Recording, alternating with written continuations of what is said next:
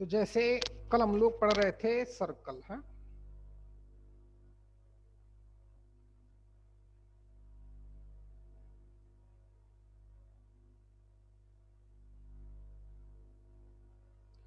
तो सर्कल के बारे में पता ही है कि C P equal to R, जानते ही। सी सेंटर और पी हमारा मूविंग पॉइंट। हेलो, हाँ चलो 5 मिनट लगाओगे तो कोई बात नहीं, आगे ओके। तो C centre, P moving point जिसका लोकस सर्कल है,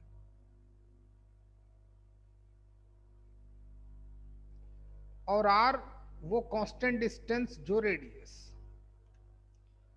कल मैंने आपको बता ही रखा था कि mod of Z2 minus Z1 किसी भी दो कॉम्प्लेक्स नंबर की डिफरेंस का मॉड्यूलस वो डिस्टेंस रिप्रेजेंट करता है, डिस्टेंस रिप्रेजेंट करता है। ओके, तो जब सर्कल की बारी आई थी, इसे पढ़ा चुका था लेकिन फिर भी बता देता हूं थोड़ा, कि एक पॉइंट फिक्स पॉइंट होगा सेंटर Z1, ये भी एक कॉम्प्लेक्स नंबर होगी क्योंकि ऑर्डर्ड पेयर फॉर्म एक पॉइंट ही डिनोट करता है। Z पॉइंट हमारा मूव कर रहा है, Z पॉइंट मूव कर रहा है ये सरकमफ्रेंस पे। तो C से P, P पॉइंट कहीं भी मानने, जनरल पॉइंट Z मानेंगे।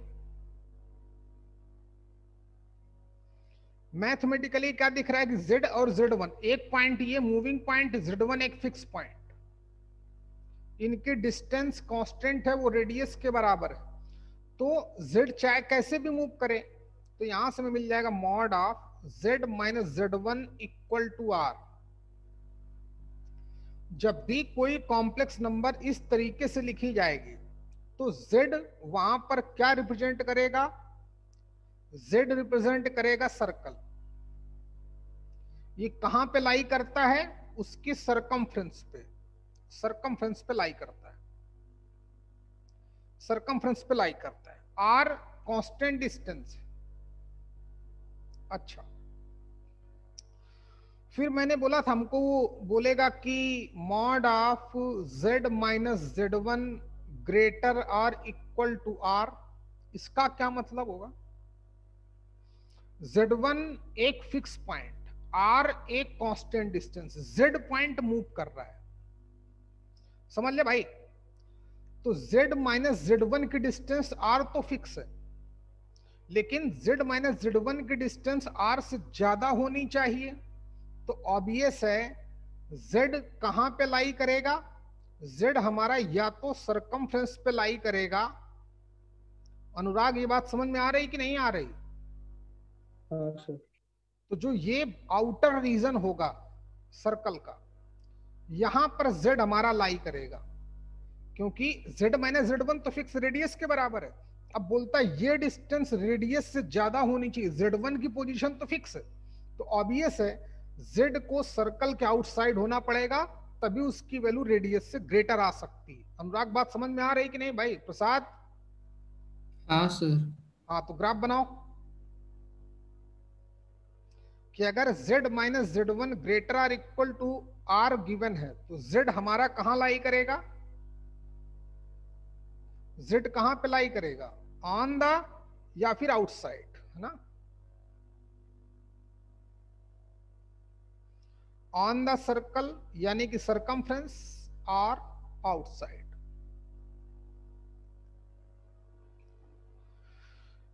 अच्छा, Z1 यहां पे सेंटर की तरह एक्ट करेगा, रेडियस R होगी, जितने समझदार हो।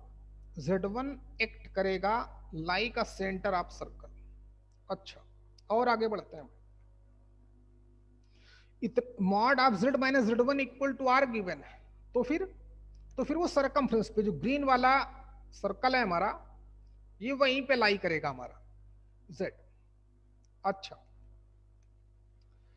केस नंबर 2, क्योंकि इस पे बहुत खेल करता है, अभी बताऊंगा तुमको मैं कैसे कैसे खेल करता है। बोल देगा कि, ध्यान देना, केस नंबर 3 बोल दिया mod of z minus z1 lesser or equal to R, तब भी ऑब्वियस है z minus z1 equal to R, तो क्या रिप्रेजेंट करेगा, ये तो सर्कल रिप्रेजेंट करेगा। अब z माइनस z1 की डिस्टेंस r से कम होनी चाहिए, तो ये अजीत कहां पर होगा, z हमारा, z होने की पॉसिबिलिटी कहां होगी, अंदर। अंदर होगी। तभी तो, क्योंकि ये तो z1 हो गया, तो फिक्स है, ये z है सरकमफ्रेंस पे। अब z माइनस z1 r से कम है, तो ऑब्वियस है z, ये z हमारा अंदर लाई करेगा या ऑन द लाई करेगा। ग्राफ कंप्लीट करो।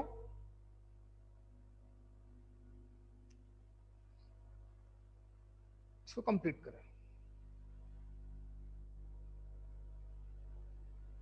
बनाओ ग्राफ फटाफट।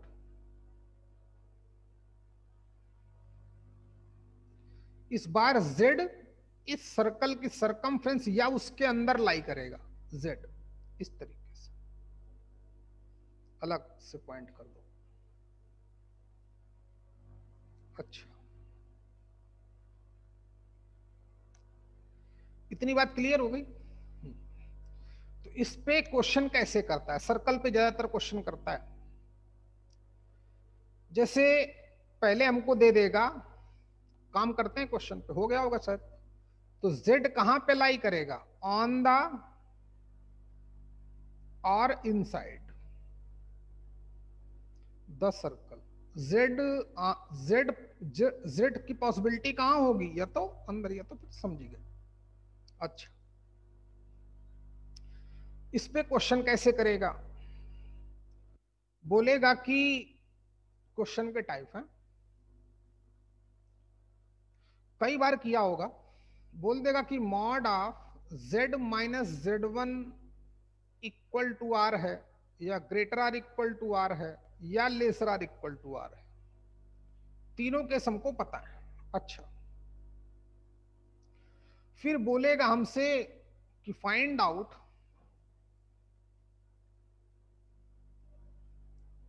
ऑप्शन देगा, फाइंड आउट मिनिमम डिस्टेंस, या मिनिमम तो बोलेगा नहीं, फाइंड आउट डिस्टेंस तो बोलेगा नहीं, फाइंड आउट मिनिमम और मैक्सिमम वैल्यू। जा रहे हैं क्या सर, एक दो खाइए। मिनिमम और maximum value of mod of z minus z2, जो एक अलग कॉम्प्लेक्स नंबर होगी। ठीक, कोई बात नहीं। या फिर बोलेगा कि बहुत सारे क्वेश्चन करेगा, या बोलेगा कि z which have least modulus and satisfy this. मतलब z पे क्वेश्चन मार्क, और ले जाइए सर, z पे क्वेश्चन मैं बहुत कम खाऊंगा, क्योंकि भी z पे क्वेश्चन मार्क डाल देगा, z की वैल्यू पता करो जो इस कंडीशन को सेटिस्फाई करेगी, और हैविंग लीस्ट मॉड्यूलस या लार्जेस्ट मॉड्यूलस, ऐसे ऐसे क्वेश्चन करता है। इसी टाइप के क्वेश्चन कर सकता है। सर्कल देगा, जब भी mod of z minus z1 equal to r देगा, greater or equal to r देगा, या lesser or equal to r देगा, तो आप समझ गए कि z हमारा कहां कहां पे लाई करेगा। जैसे चलिए क्वेश्चन देते हैं।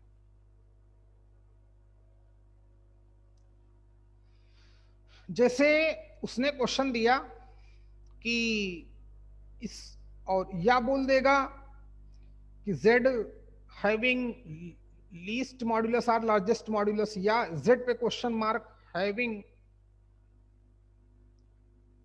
लीस्ट या फिर लार्जेस्ट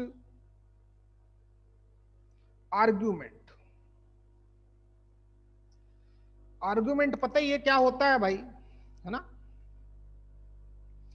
तो इतने तरीके से क्वेश्चन कर सकता है। मतलब z माइनस z1 यहां पर एक अलग कॉम्प्लेक्स नंबर देगा और z माइनस z2 की मिनिमम या मैक्सिमम वैल्यू पूछेगा, लीस्ट या लार्जेस्ट वैल्यू पूछेगा।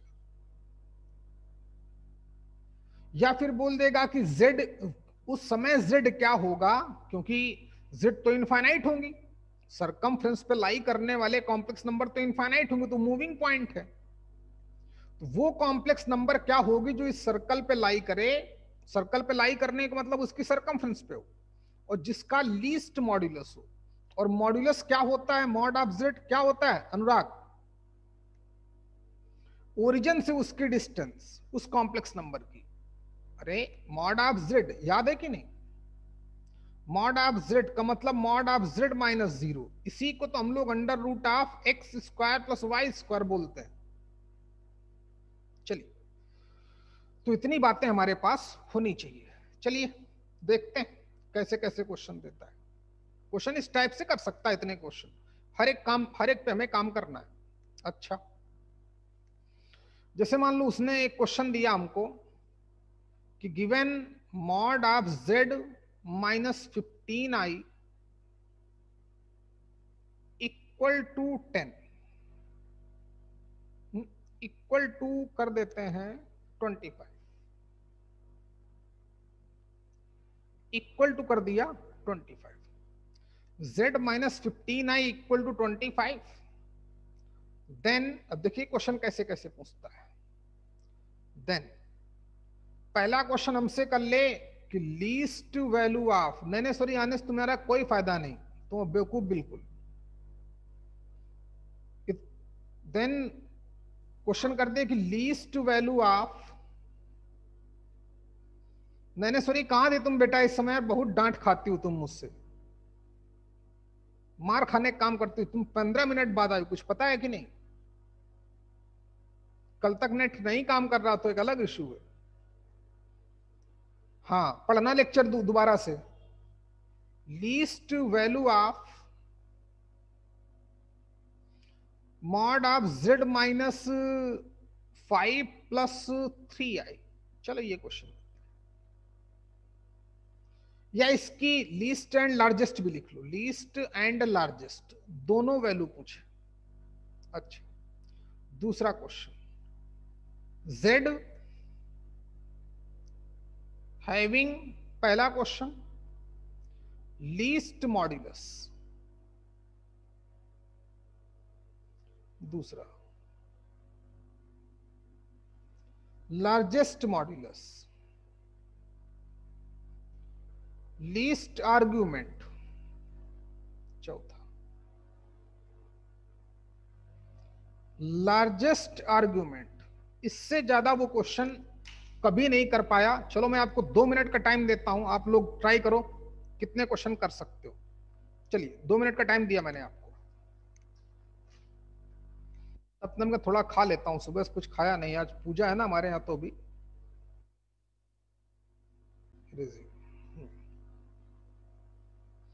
क्वेश्चन में थोड़े चेंजेस कर लें क्योंकि फिर प्रॉपर एक दोबारे लास्ट वाले लीस्ट आर्गुमेंट वाला, लीस्ट लास्ट जस्ट आर्गुमेंट वाला थोड़ा कम समझ में आएगा। पहले एक बार सीख तो लो छोटे क्वेश्चन से। तो ग्राफ जरा फिर से बनाना पड़ेगा भाई, है? ग्राफ बनाते हैं, क्वेश्चन में थोड़ा चेंजेस कर लें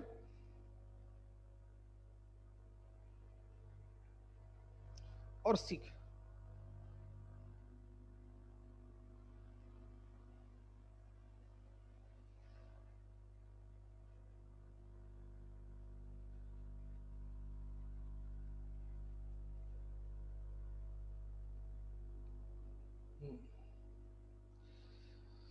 सेंटर एक्स एक्सिस और ये वाई एक्सिस, इसका सेंटर बोला गया 0,15। ध्यान देना बच्चे, रेडियस है 10, तो 10 नीचे आएंगे, इसके कोऑर्डिनेट कितने हो जाएंगे? 0,5। इसके 25। अच्छा, अब ये जो इसकी पहला क्वेश्चन था कि इसकी लीस्ट और लार्जेस्ट दोनों वैल्यू पता करो। अब z तो हमारा इस सरकमफ्रेंस पे लाई करेगा, आप जानते ही हो, बता ही चुका था, z सरकमफ्रेंस पे। अच्छा, ध्यान देना भाई है, एक क्वेश्चन भारी पड़ेगा, फिर कोई क्वेश्चन आपको रटना नहीं पड़ेगा, कुछ नहीं करना पड़ेगा, आराम से बना लोगे आप। जो ये कॉम्प्लेक्स नंबर गिवन है, कौन सी, जरा माइनस साइन कॉमन ले लो, क्योंकि मैंने बोला था कि mod of Z2 minus Z1 difference देता है। Z1 पूरे Z1 के आगे माइनस लगा होना चाहिए, तो यहाँ -4 है अकेले, तो एक काम कर लें कि माइनस साइन कॉमन ले लेते हैं, तो 4 माइनस 3i हो गया, कोई बहुत बड़ी बात नहीं। अब 4 माइनस 3i हमारी कॉम्प्लेक्स नंबर हो गई Z2, जिसका ऑर्डर्ड पेयर फॉर्म हो गया 4 कामा -3। ध्यान देना बच्चे, 4 कामा -3 हमको पता नहीं। अब सुनो, चाहो तो इस क्वेश्चन को मैं डायरेक्ट सर्कल के क्वेश्चन में कन्वर्ट कर दूं। अब फिर याद करना भाई, एक्चुअली में हमें इस पॉइंट की इस सर्कल से मिनिमम डिस्टेंस पता करनी है। कुछ याद आया क्या? मैक्सिमम डिस्टेंस पता करनी है। तो जब मैं पॉइंट और सर्कल पढ़ा रहा था तो ऐसे क्वेश्चन कराता था, याद करो बच्चे, बोला था कि इस पॉइंट की इस सर्कल से मिनिमम डिस्टेंस पता करो, इस पॉइंट की इस सर्कल से मैक्सिमम डिस्टेंस पता करो। याद आया कि दोबारा बताऊं? प्रसाद चाटे, तुमने मुझसे सर्कल पढ़ा था कि नहीं? चलो सीखो। वो डिपेंड करता है पॉइंट की पोजीशन। ये सर्कल तो हमारा ये हो गया, जिस सर्कल की इक्वेशन x माइनस 0 का whole square plus y minus 15 का होल स्क्वायर इक्वल टू 25 का कितना था, 15 बोला था कि 10 बोला था? 10 बोला था, तो 100 का स्क्वायर हो गई। रेडियस क्या बोली थी बच्चे? 10, तो 10 का स्क्वायर हो गई। ये सर्कल हो गए। अब पॉइंट कौन सा गिवन था हमको? 4 कामा -3। याद कर रहे? z कहां पे लाई करता है? z लाई करता है सरकमफ्रेंस पे, जानते ही हो। सर्कल का मतलब उसकी सरकमफ्रेंस की इक्वेशन। अब z और इस पॉइंट के बीच की डिस्टेंस जानना चाहता है प्रथमेश, उसकी मिनिमम वैल्यू जानना चाहता है। जानना चाहता है कि नहीं? क्या बोला उसने? Then minimum value of mod of z minus 4 minus 3i, यही तो पूछा उसने प्रथमेश। हेलो? हाँ सर। हाँ, यानी कि क्या, वो इस पॉइंट की इसकी मिनिमम वैल्यू दो कॉम्प्लेक्स नंबर के डिफरेंस का मैग्नीट्यूड क्या इंडिकेट करता है? डिस्टेंस। z कहां पे लाई करता है? सरकमफ्रेंस पे लाई करता है। z माइनस दिस की क्या जानना चाहता है? Minimum value. अब वो तो डिस्टेंस है, यानी कि इस पॉइंट की इस सर्कल से मिनिमम डिस्टेंस जानना चाहता है, इस पॉइंट की इस सर्कल से मैक्सिमम डिस्टेंस जानना चाहता है। अच्छा, तो याद आ गया होगा सबको भाई, ये कैसे करते थे? सबसे पहले मैं उस पॉइंट की पोजीशन पता करता था, चाहो क्या नाम इसका, अजीत, तुम्हें समझ में आ रहा कि नहीं भाई पूरा खेल? पूरी कोऑर्डिनेट आके यहां लग गई। बस अब ये क्वेश्चन कॉम्प्लेक्स नंबर का नहीं रहा, अब ये क्वेश्चन हमारा सर्कल में कन्वर्ट हो गया है। बस फील करना है कि ऐसा गलत बोला जा रहा है कि सही बोला जा रहा है। भाई उसने बोला कि आप मिनिमम वैल्यू पता करें mod of z minus this की। दो कॉम्प्लेक्स नंबर के डिफरेंस का मैग्नीट्यूड क्या देता है? डिस्टेंस। अब इसकी मिनिमम, अब यानी ये तो डिस्टेंस है किसकी? z से इसकी। z हमारा कहां पे लाई करता है? सर्कल पे। अब इसकी मिनिमम वैल्यू यानी कि इस पॉइंट की सर्कल, z हमारा सर्कल रिप्रेजेंट करेगा, इस पॉइंट की इस सर्कल से मिनिमम डिस्टेंस जानना चाहता है। जो लीस्ट वैल्यू का लीस्ट वैल्यू पूछ रहा है, लार्जेस्ट वैल्यू पूछ रहा है, मतलब इस पॉइंट की इस सर्कल से मैक्सिमम वैल्यू जानना चाहता है। मीनल नाले, बात समझ में आई कि नहीं आई?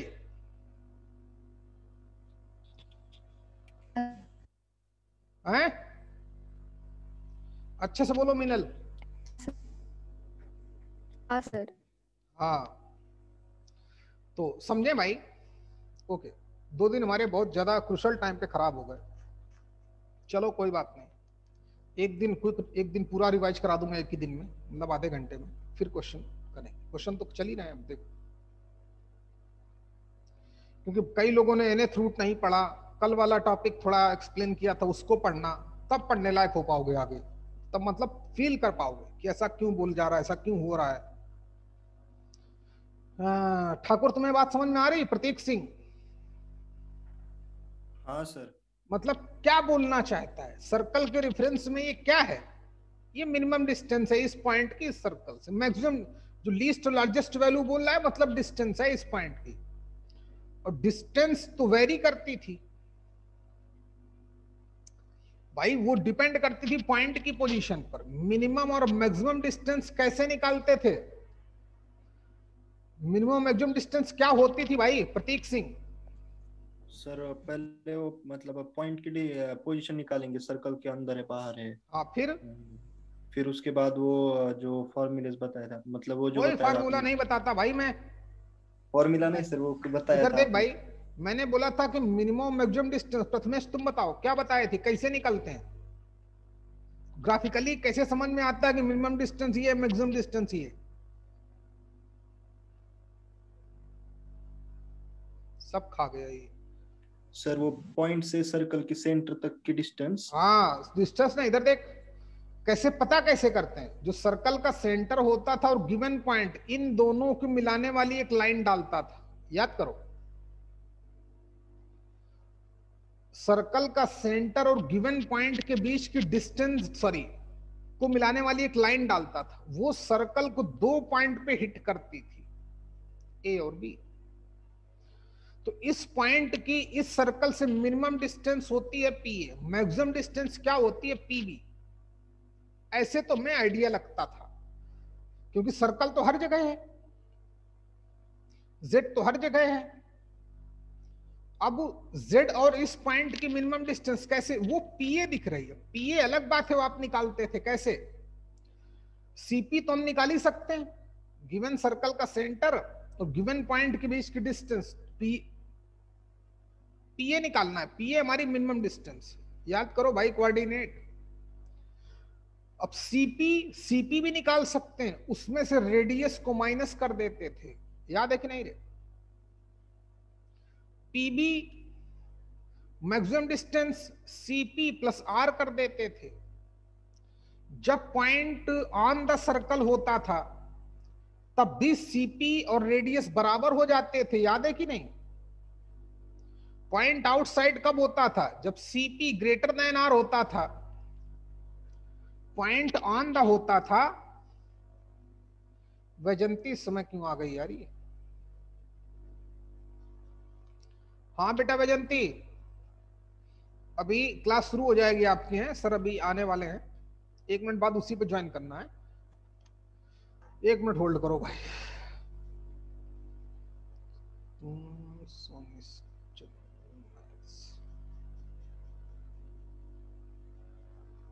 देखो भाई जरा क्या क्या बताया था मैंने, सब पूरा दिमाग में घूमना चाहिए, इसलिए पूरा सर्कल पढ़ें आज का आज ही, पूरा सर्कल, पूरा पैराबोला, पूरा एलिप्स, पूरा हाइपरबोला।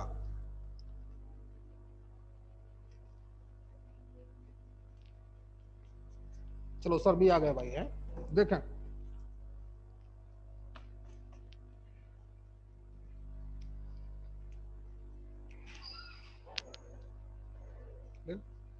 तो पीए ऐसे निकालते थे, पीबी ऐसे निकालते थे।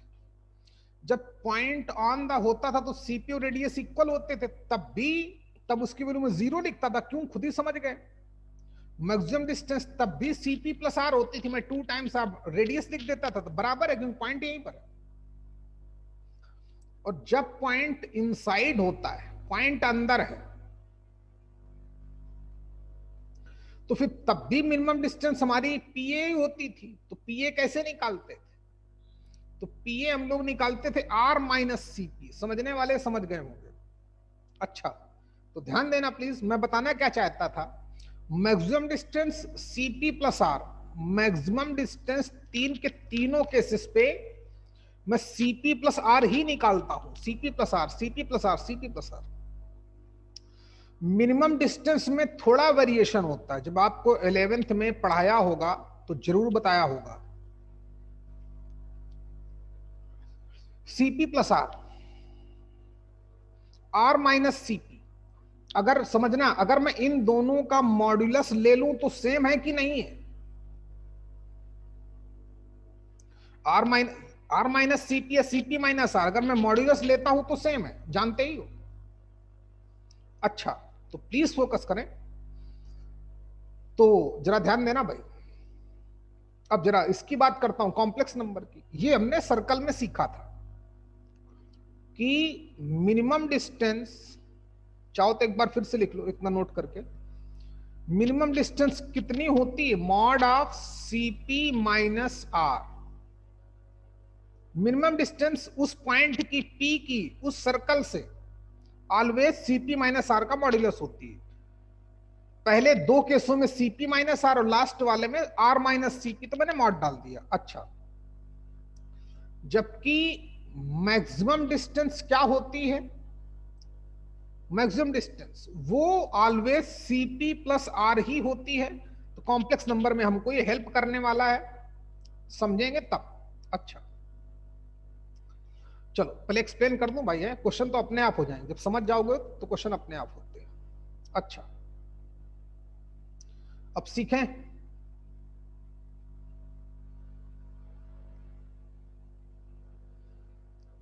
ये रही Z1, ये रहा कोई पॉइंट Z2। तो जब हमें वो कॉम्प्लेक्स की लैंग्वेज में देगा तो mod of Z minus Z1 equal to R given होगा। तो सेंटर भी पता होगा, रेडियस भी पता होगी, तो C पता होगा और R पता होगा। अच्छा, तो सबसे पहले ये कैसे पता करें कि पॉइंट आउटसाइड है कि ऑन द है? वैसे में जरूरत नहीं रही, क्योंकि ये हमारा C हो गया, ये P हो गया। अब जो mod of Z minus Z1, इसकी जो मिनिमम वैल्यू होगी,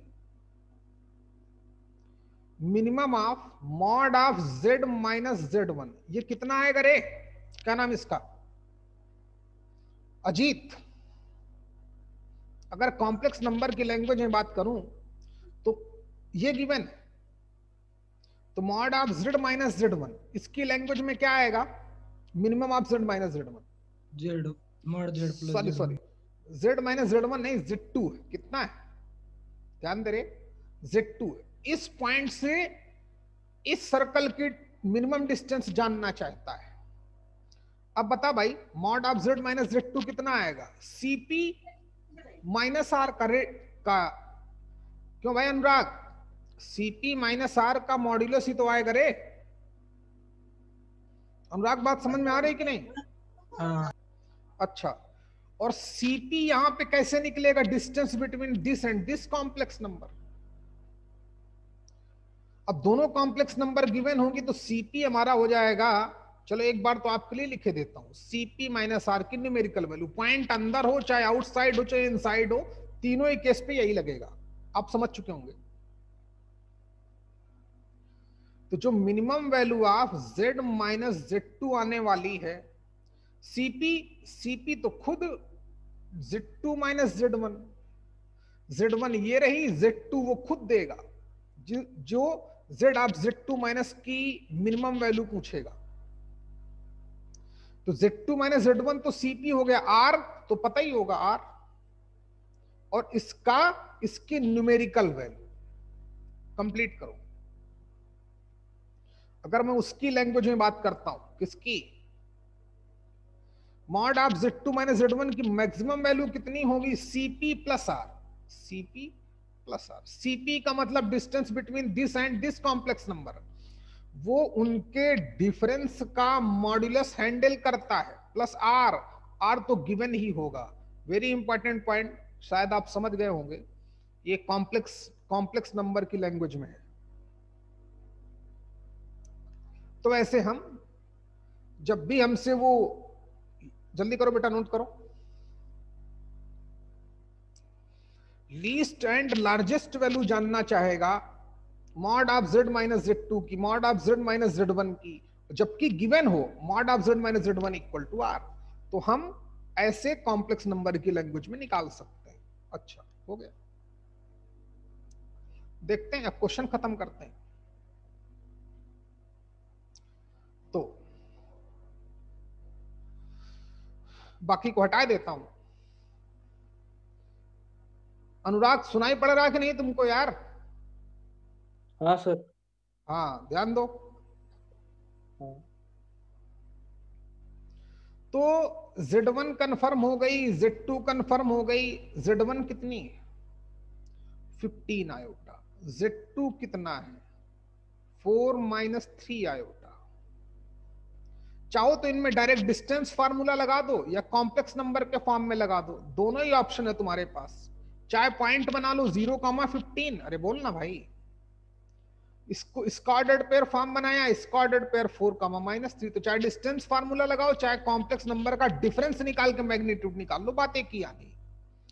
तो मैं तो अपनी कोऑर्डिनेट लगाऊंगा, अंडर रूट ऑफ 4 माइनस 0 का होल स्क्वायर यानी कि 16, 15 माइनस 3 माइनस माइनस प्लस यानी कि 18 का होल स्क्वायर। अच्छा, तो ये हमारा mod of Z2 minus Z1 हो गया। थोड़ा ठीक कर दूं क्या? कैसे ठीक करना है तो देखो, ये 16 तो मैं कॉमन ले सकता हूं, 18 के दो पार्ट किए,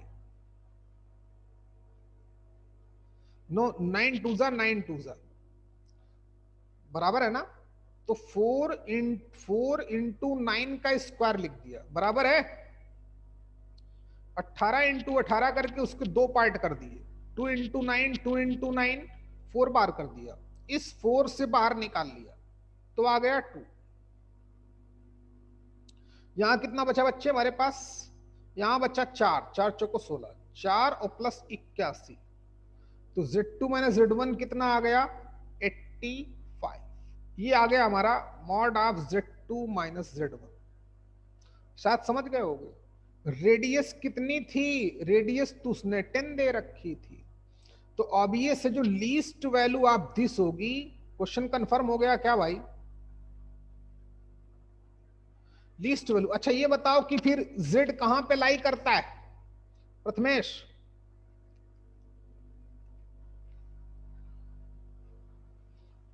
सॉरी, Z2 कहां लाई करता है, इनसाइड कि आउटसाइड?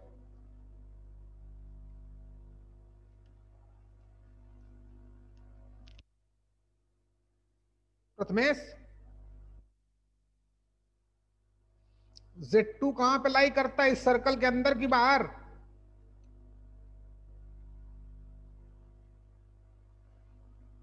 फिर चला गया क्या यार? ये है तो प्रथमेश बोल बेटा।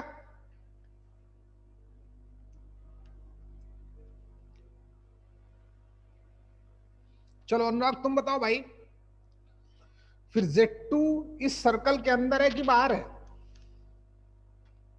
बाहर। बाहर।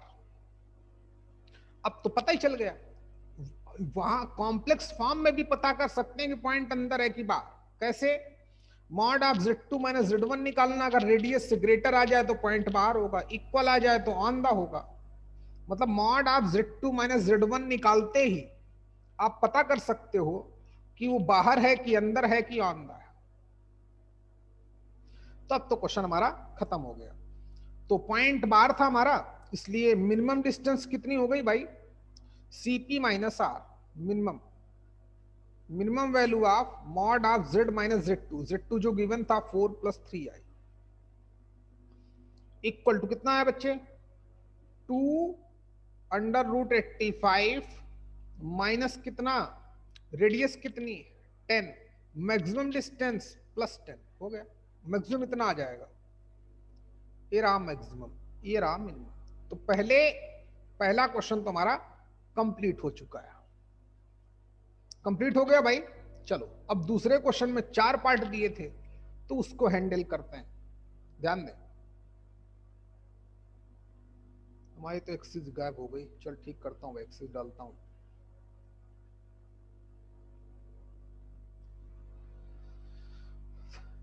तो भाई अब ये क्वेश्चन कौन बताएगा?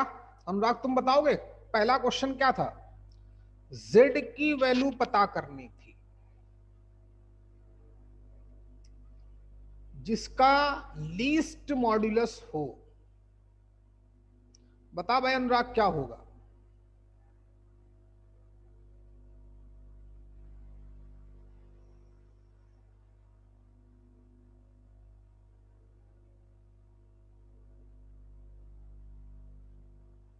अनुराग z की वो वैल्यू बताओ जिसका मॉड्यूलस लीस्ट हो।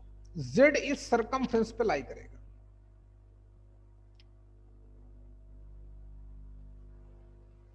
बताओ भाई अनुराग, बता पाओगे कि नहीं?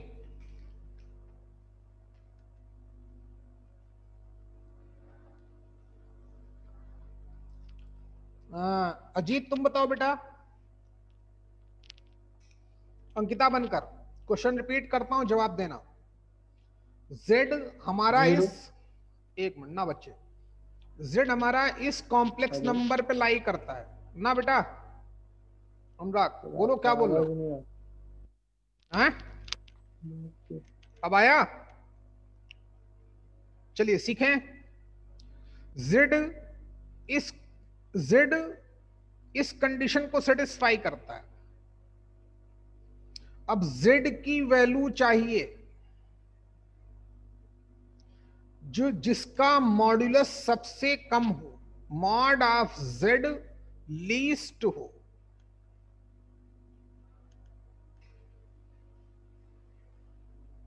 अंकिता तो बताओ बेटा वो z क्या होगी?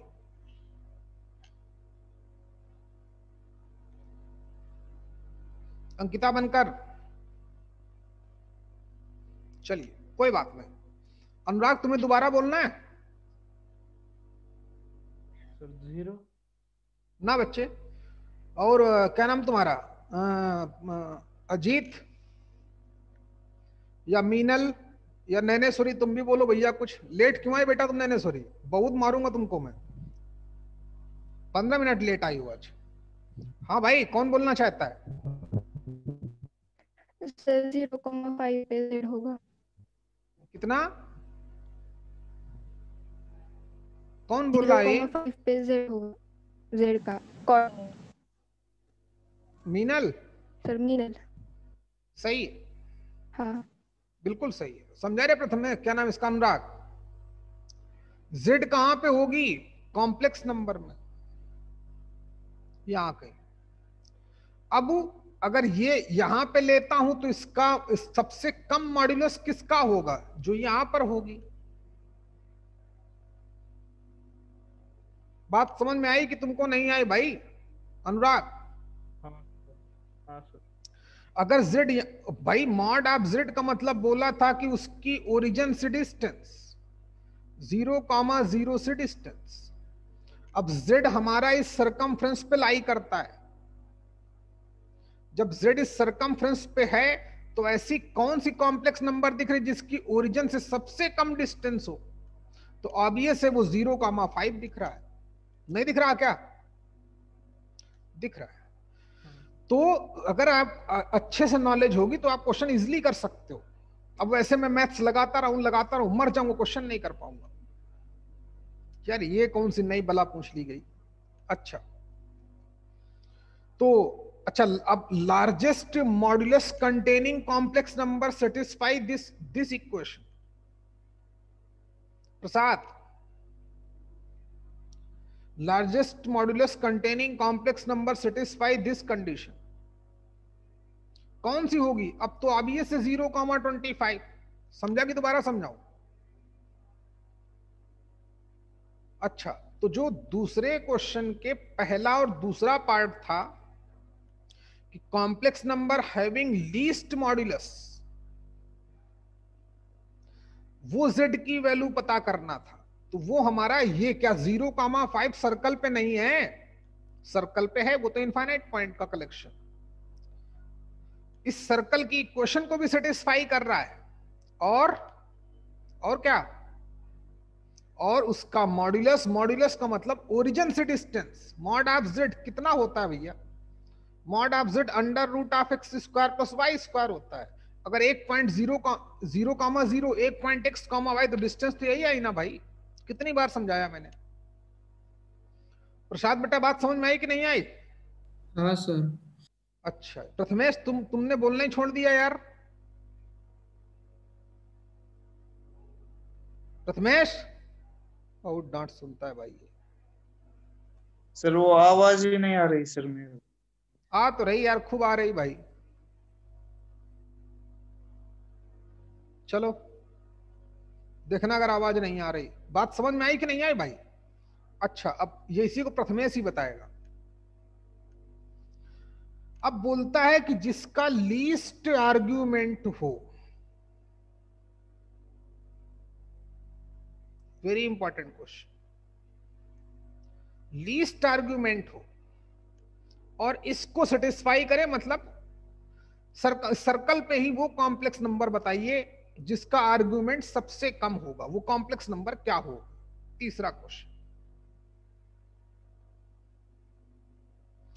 जबकि आर्ग्यूमेंट ऑफ z जो होता है वो होता है थीटा। कितना होता है? थीटा। थीटा क्या होता है बता चुका हूं। कभी क्लॉकवाइज इंक्लाइनेशन लेना पड़ेगा, कभी एंटी क्लॉकवाइज इंक्लाइनेशन लेना पड़ेगा। तो z सबसे कम आर्गुमेंट हो। अब z को पता करने के लिए थीटा क्या होता है, लाइन ओपी का x एक्सिस से इंक्लाइनेशन। याद आया क्या? याद करिए, अगर कॉम्प्लेक्स नंबर ऐसे यहां पर है z equal to x plus I Y, तो उसका आर्गुमेंट होता है ये एंगल थीटा। अगर कॉम्प्लेक्स नंबर यहां पे है तो उसका आर्गुमेंट होता है ये थीटा। पढ़ाया था कि नहीं रे? तो z चाहिए जो इस सर्कल के सरकमफ्रेंस पे लाई करे और जिसका आर्गुमेंट सबसे कम हो। एक अच्छा क्वेश्चन है, मैं बताता हूं, ध्यान देना, कोई बात नहीं। 5,15 कितना बेटा? 5,15 देखना पड़ेगा भाई। कैसे पता किया?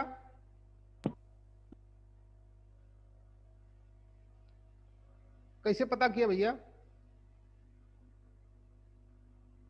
जल्दी बता भाई प्रथमेश। नहीं 5/2, 10। देखता हूं प्रथमेश ने जवाब कैसे पता कि, उसका भी तो जवाब देना पड़ेगा भाई। वो सीधा लॉजिकली किया मैंने, ग्राफिकली। 5/2, 10 कैसे? हाँ वो समझ में आ रहा है ना कि यही पॉइंट होगा हाँ तो। हाँ,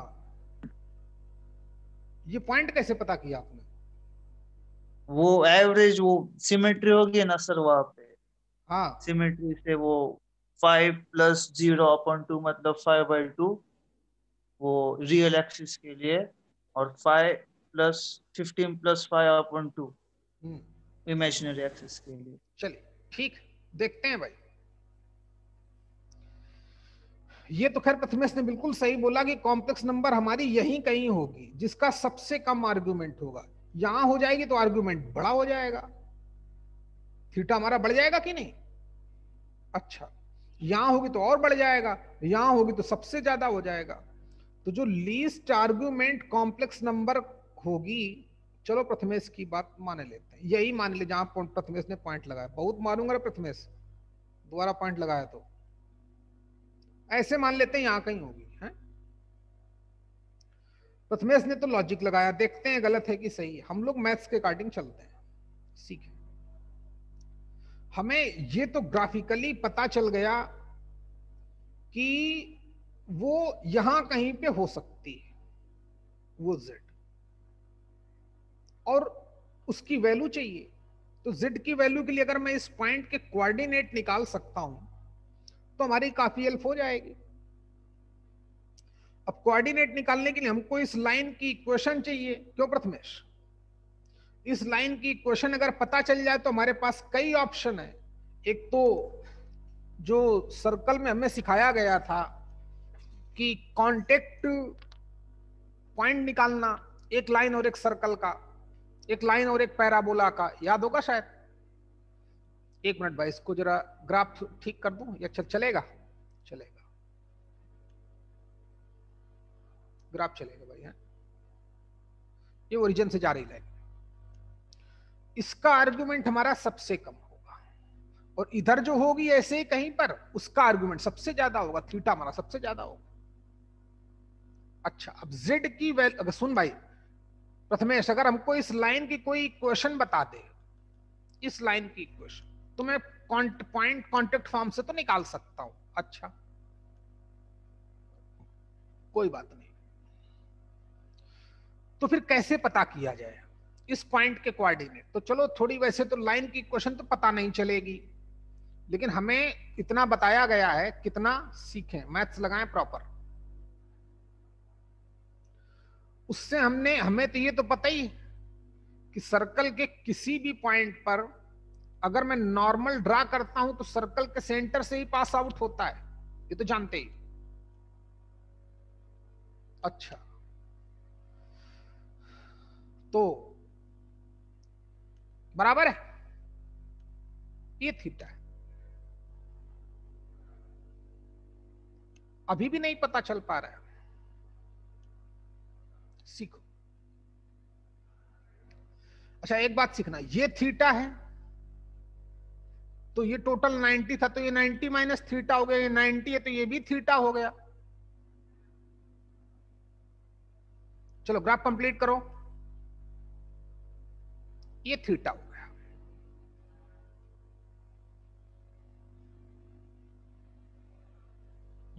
बराबर है, इतनी बात समझ में आई? अच्छा, तो z की वैल्यू मैंने मान ली x कामा y, x y की वैल्यू निकाल लूंगा। अच्छा, इन सब कंडीशन को फॉलो करते हुए, तो चलिए देखते हैं। ठीक है, तो अब अभी भी एक्स वाई नहीं पता, क्योंकि हमें इस लाइन की इक्वेशन नहीं पता। इस लाइन की इक्वेशन पता चल जाए तो हमारे पास 3-4 कॉन्सेप्ट थे। पॉइंट फॉर्म में टेंजेंट निकालता, पॉइंट ऑफ कांटेक्ट पता करता इस सर्कल की, या इस पॉइंट से इस लाइन पे फुट ऑफ परपेंडिकुलर निकाल देता, तब भी इसके कोऑर्डिनेट आ जाते। इस लाइन की इक्वेशन ही नहीं पता। क्या अब कुछ पता चल पा रहा है भाई? अनुराग, क्या अब आप इस लाइन की इक्वेशन निकाल सकते हो? क्या सिर्फ एक पॉइंट चाहिए या स्लोप चाहिए? पॉइंट तो पता है, क्यों रे अनुराग? क्या आप तुम इस लाइन की इक्वेशन निकाल सकते हो? पॉइंट तो पता है, स्लोप पता चल जाए। स्लोप पता होने के लिए इस थीटा की tan वैल्यू पता चल जाए, गेम हो जाएगा तेरा। अनुराग, बात समझ में आ रही कि नहीं महाराज तुमको? बता, इसकी इस लाइन की स्लोप क्या होगी प्रथमेश, यही बताओ तुम। हाँ, इस लाइन जो y ग्रीन by वाली है, y by x। y by x. अरे पगला हो यार, न्यूमेरिकल वैल्यू बता, वो तो y बाई एक्स होगी ही, ताकि तभी तुम्हारा इस लाइन की इक्वेशन पता चल जाए। तो फुट ऑफ परपेंडिकुलर निकालना बताया है कि नहीं? फुट ऑफ परपेंडिकुलर या पॉइंट ऑफ कांटेक्ट या पैरामीट्रिक फॉर्म से, या दोनों को सॉल्व करके, फिर तो 5-6 तरीके बताएं, याद करो।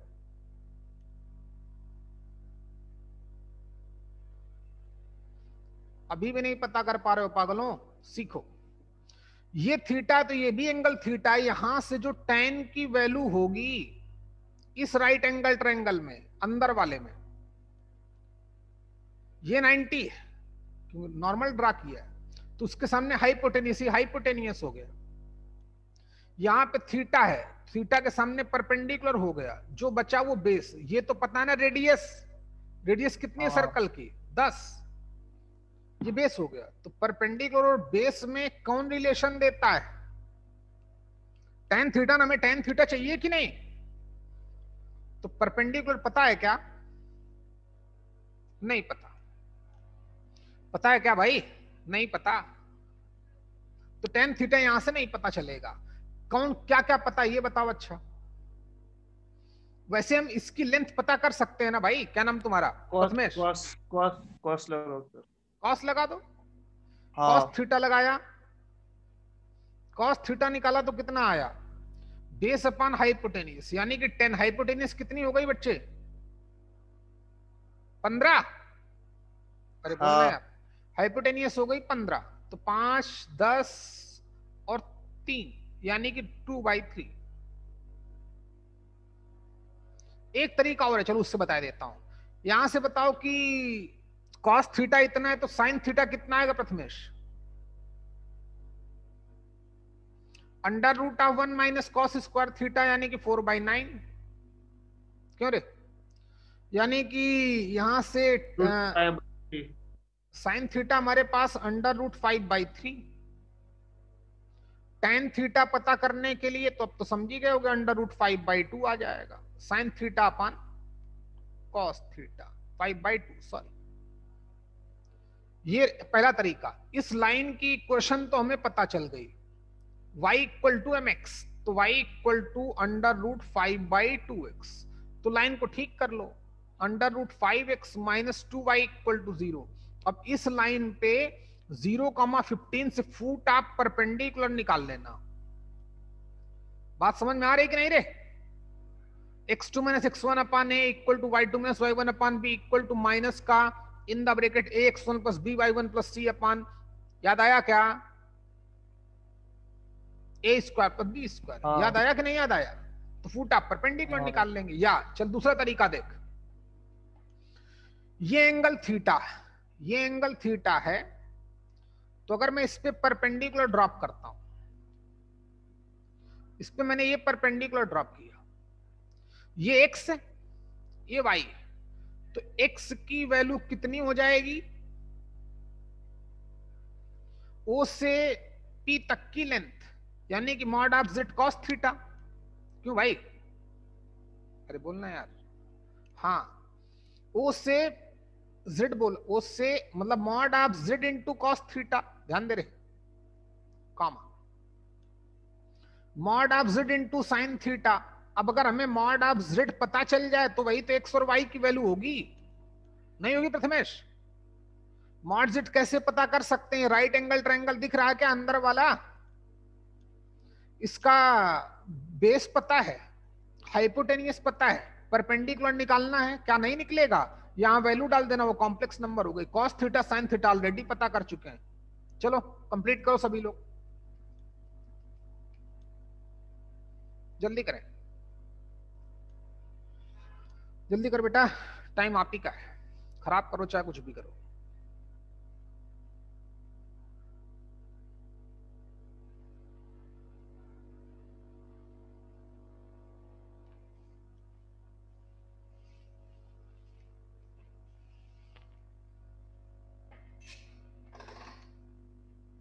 अभी भी नहीं कर पाए?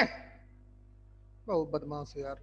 यहां से यहां तक की डिस्टेंस 15 है तो हाइपोटेनियस है, तो 15 का होल स्क्वायर 225 माइनस ये 10 का होल स्क्वायर यानी कि 100, किसके बराबर आएगा? इसके बराबर आएगा, तो √125। क्यों भाई?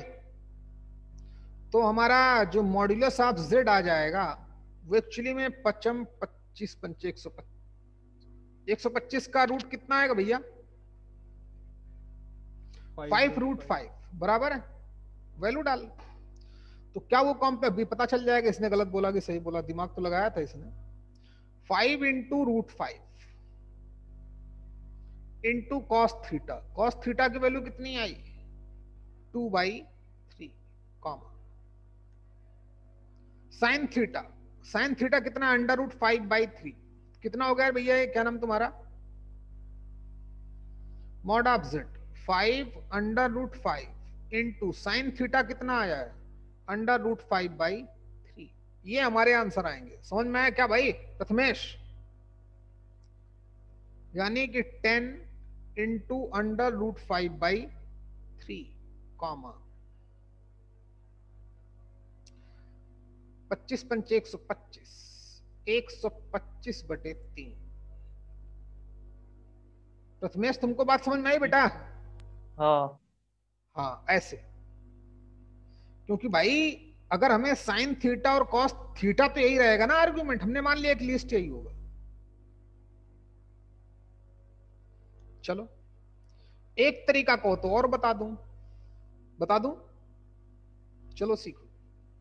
हाँ लेकिन वैसे तुम्हारा गड़बड़ हो सकता है यार, हमें लीस्ट आर्गुमेंट चाहिए, थीटा की वैल्यू मिनिमम चाहिए।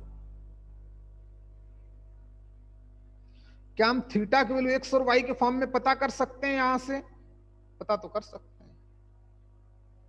वाई की वैल्यू वहां से डालेंगे, वाई मिनिमम आएगा, ऐसे ही पता कर सकते हैं। देखिए कैसे, ध्यान देना प्लीज। पहली टेक्निक समझ में आई? चलो स्टेप बाय एक्सप्लेन कर दूं, फिर समझाता हूं। आर्गुमेंट का मीनिंग थीटा, आर्गुमेंट का मीनिंग थीटा, वो होना चाहिए लीस्ट, और z इसको सेटिस्फाई करे, तो मैंने उसका ग्राफ बनाया। सेंटर 0,15 रेडियस 10 ग्राफ बनाया। अब मॉड क्या बोला था भाई? लीस्ट आर्गुमेंट मतलब थीटा। तो यहां पर अगर कॉम्प्लेक्स नंबर होगी तो इसका अगर मैं ओपी समझूंगा, ओपी बनाऊंगा, तो ओपी का सबसे कम थीटा हमारा यही दिखेगा। यहां भी इससे ज्यादा हो जाएगा, गौर से देखना, ऐसे हो जाएगा। यहां तो 90 हो जाएगा, समझी गए हो?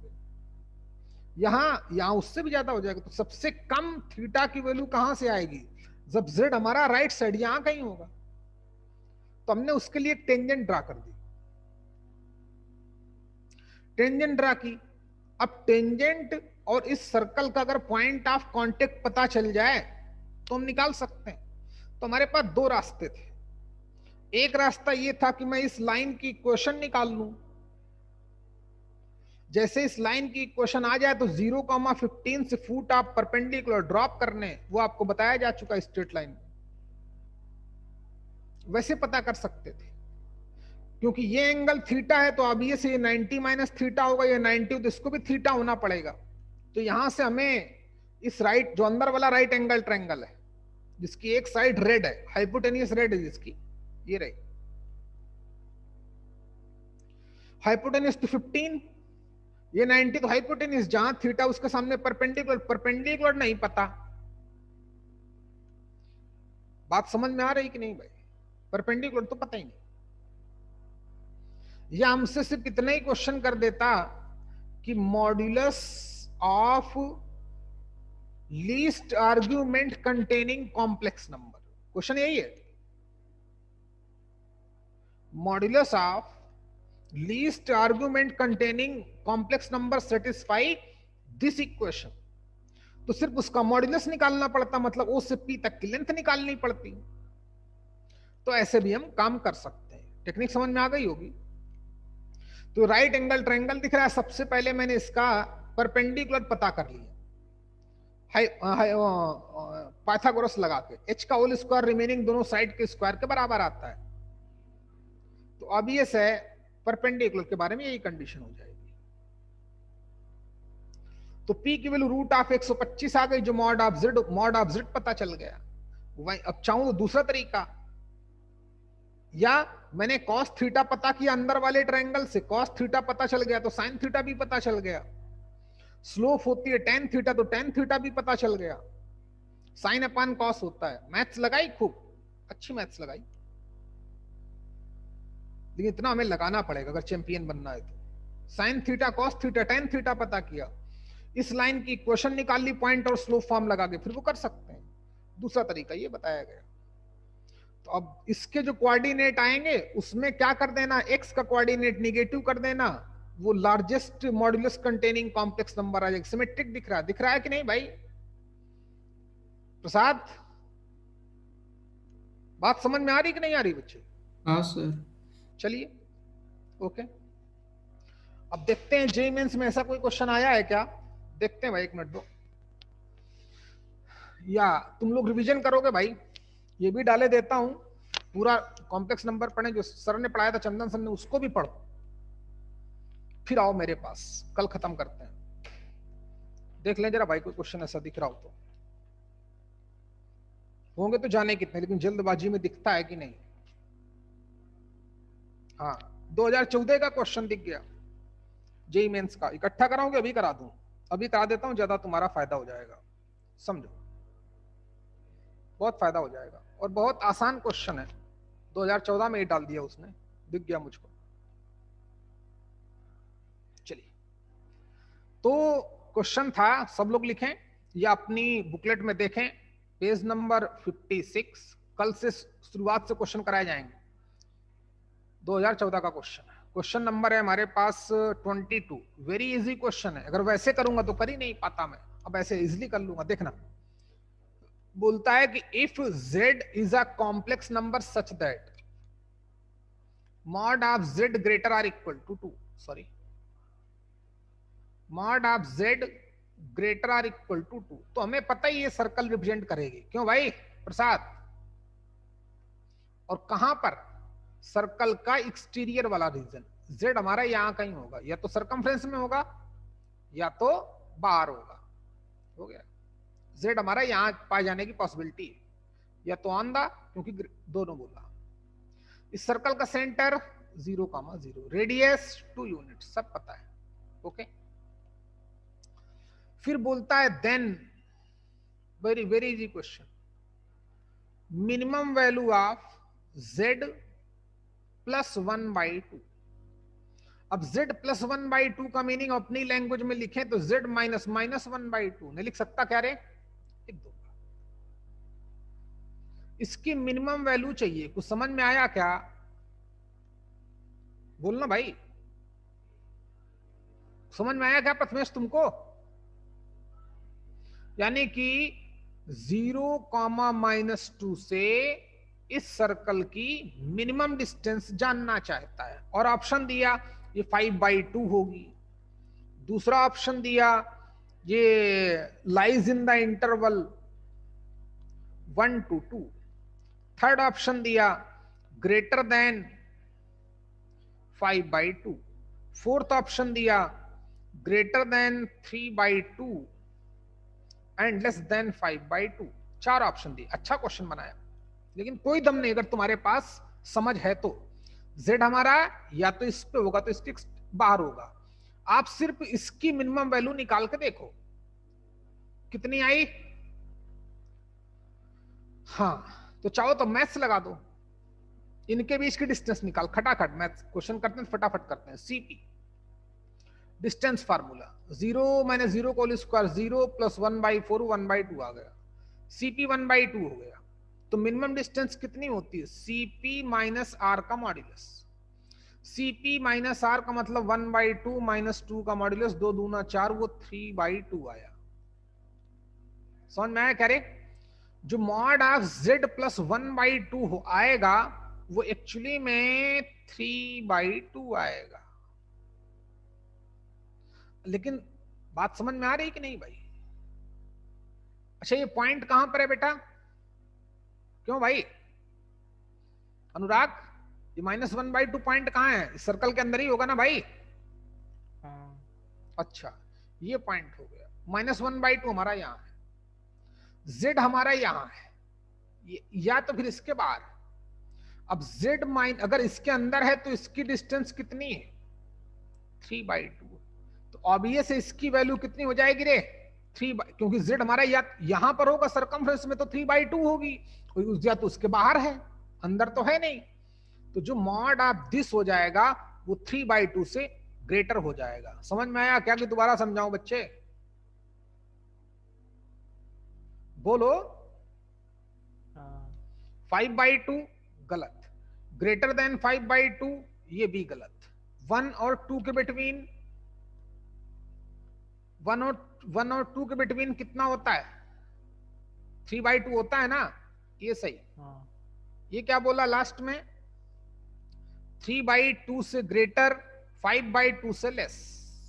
3/2 से ग्रेटर, ये सही है। क्यों भाई? ये वाला गलत है। 5/2 से कम नहीं, क्योंकि z तो हमारा और आगे तक जा सकता है। समझ में आया कि नहीं आया रे? बोलो यार। प्रथमेश, तुमको बात समझ में आई कि नहीं आई? भाई हाँ। लगता बहुत छोटा क्वेश्चन है, लेकिन बहुत इजीली हैंडल कर सकते हो अगर नॉलेज है तो। भाई mod of z greater or equal to 0, circle का सेंटर 0,0, रेडियस 2, z कहां पे होगा? या तो सरकमफ्रेंस में या तो उसके बाहर, कहीं भी लाई कर सकता है। इनफाइनाइट पॉइंट होंगे, सिर्फ सर्कल पे ही नहीं है, सर्कल के बाहर है। प्रतीक, तुमको बात समझ में आ रही कि नहीं? प्रतीक सिंह, आ रही है सर। गुड। तो अब पूछता है कि मॉड ऑफ z प्लस 1/2 क्या होगा? होगा तो वो 3/2। अगर ये z अगर सिर्फ इक्वल डालता तो सिर्फ वो 3/2 आंसर आता हमारा। फिर आंसर क्या आता?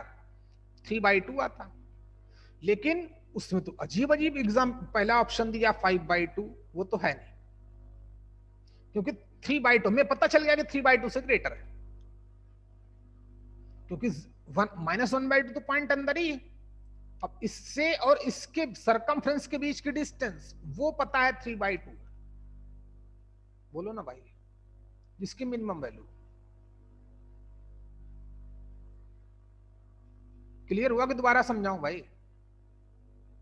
बोलो। इसकी मिनिमम वैल्यू z यहां होगा, तो फिर यहां भी हो सकता है, यहां भी हो सकता है, यहां भी हो सकता है, यहां भी हो सकता है, तो मिनिमम वैल्यू 3/2 से तो ग्रेटर ही होगी। और आगे कहां तक जाएगी कुछ नहीं कह सकते, क्योंकि z हमारा बोला इसके बाहर है, एक्सटीरियर रीजन में है। तो शायद देखो जरा ऑप्शन कौन सही भैया, इसका वही सही होगा।